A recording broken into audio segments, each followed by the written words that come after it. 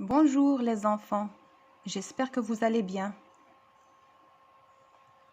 Aujourd'hui, on va corriger ensemble les exercices d'application de la page 93.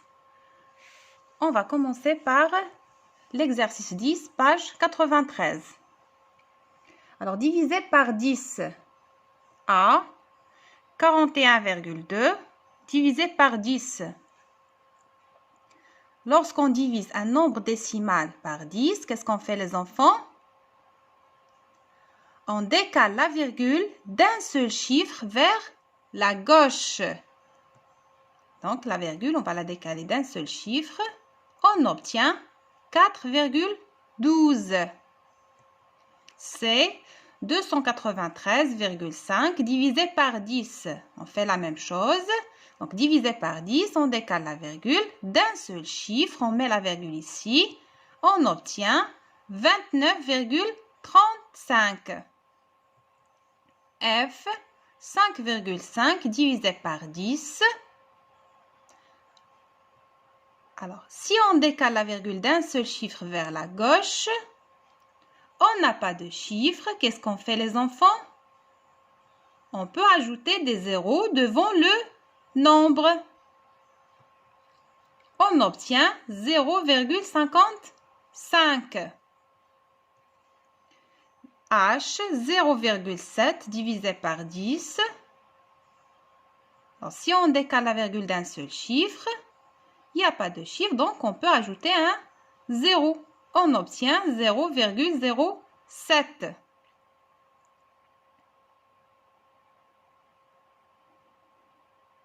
On passe à l'exercice suivant. L'exercice 12, page 93. Recopie et complète. Alors, qu'est-ce qu'on a?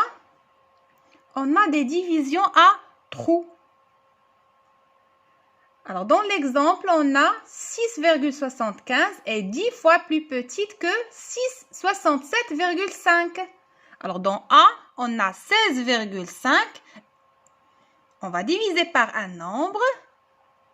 On obtient 1,65. Qu'est-ce que vous observez les enfants? 1,65 est plus petite que 16,5.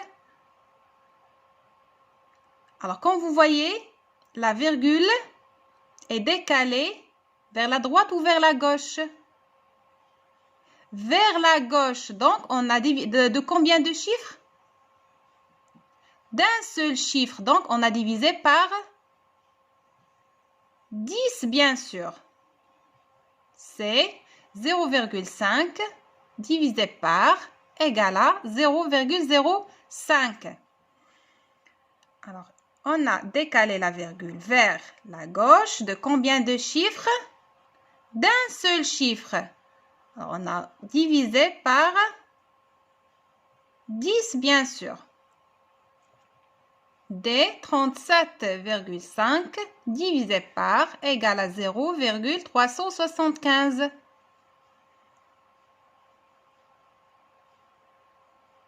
On a décalé la virgule de combien de chiffres? De 2 chiffres vers la gauche. Donc, on a divisé par 100.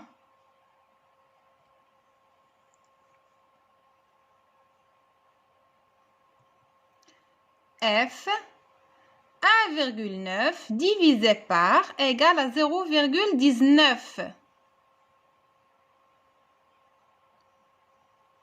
Alors, 1,9 et on a obtenu 0,19, un nombre qui est plus petit. Donc, on a divisé, bien sûr. Alors, la virgule est déplacée de combien de chiffres? D'un seul chiffre vers la gauche. Donc, on a divisé par 10.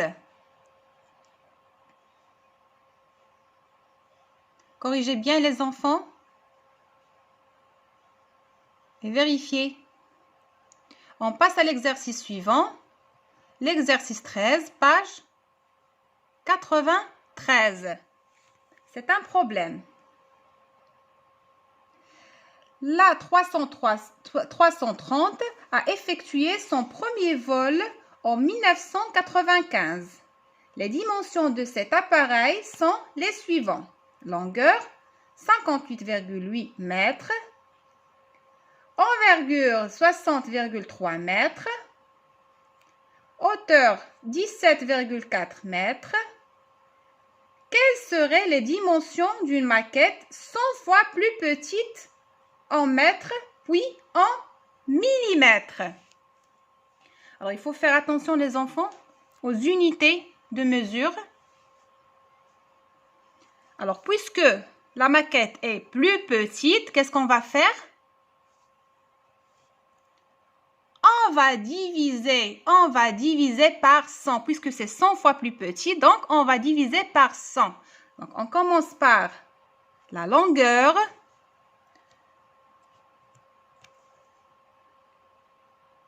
Alors, la longueur réelle, c'est 58,8. Donc, on va diviser 58,8 mètres par 100.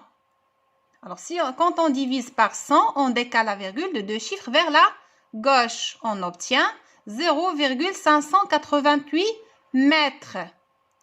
Et puisque on nous a demandé de trouver le résultat en millimètres, donc on doit convertir au millimètre. 0,588 mètres, c'est 588 mètres. On doit multiplier par 1000. Pourquoi? Parce que le mètre, c'est 1000 millimètres. Donc, on va multiplier par 1000. Et comme vous savez, quand on multiplie un nombre décimal par 1000, on décale la virgule de 3 chiffres vers la droite.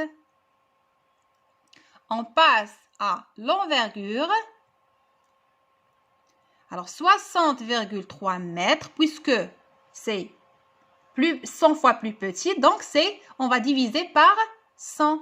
Alors, 60,3 divisé par 100, on décale la virgule de 2 chiffres vers la gauche, on obtient 0,603 mètres. Puisque le mètre, c'est 1000 millimètres, donc on va multiplier 0,603 mètres par 1000 et on obtient 603 millimètres. On va décaler la virgule de 3 chiffres vers la droite. On passe maintenant à la hauteur. 17,4 mètres divisé par 100. On décale la virgule de 2 chiffres vers la gauche. On obtient 0,174 mètres.